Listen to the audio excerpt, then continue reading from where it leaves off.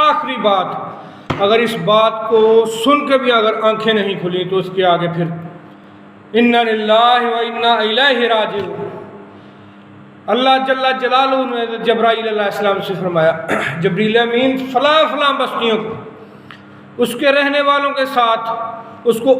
الٹ دو، اس کو تباہ کر دو، برباد کر دو۔ اس کے جواب میں نبی کریم صلی اللہ علیہ وسلم نے فرمایا،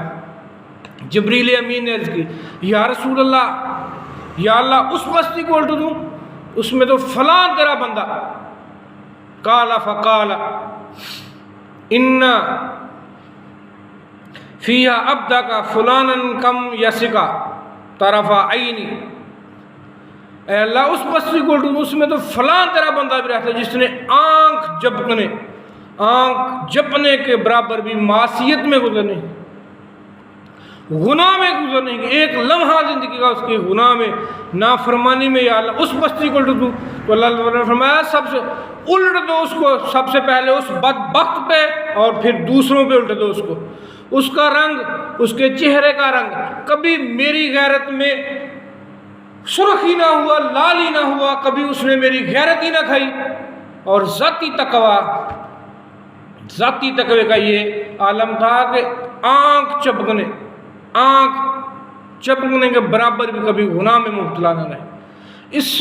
سے زیادہ ذاتی تقوی کا کوئی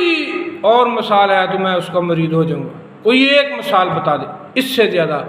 زندگی کا ایک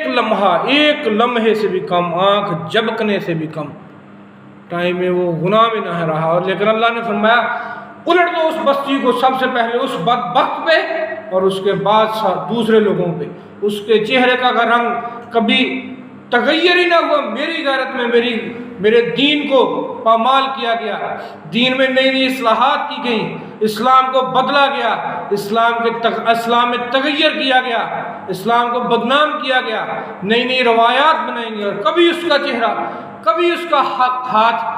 دین کی فلاح کے لیے، دین کے نفاذ کے لیے کبھی اٹھا ہی نہیں۔ اور ذاتی تقویٰ کتنا ہے کہ پوری زندگی میں ایک گناہ نہ صدر کیا، اور خود انگریز کی عدالت میں اللہ ایک کار بنے ہوئے تھے۔ یہ ہے وہ دو انتہائیں، ذاتی تقوی کی ایک انتہا کہ پوری زندگی میں ایک لمحہ بھی اللہ کی نافرمانی میں نہ گزارے، اور دین کی خاطر اجتماع میں کیا حصہ ہے، دین کے نفاذ میں کیا حصہ ہے کہ خود انگریز کی چاکری کر رہے ہیں، نوکری کر رہے ہیں۔ بزرگان دین سے ہم نے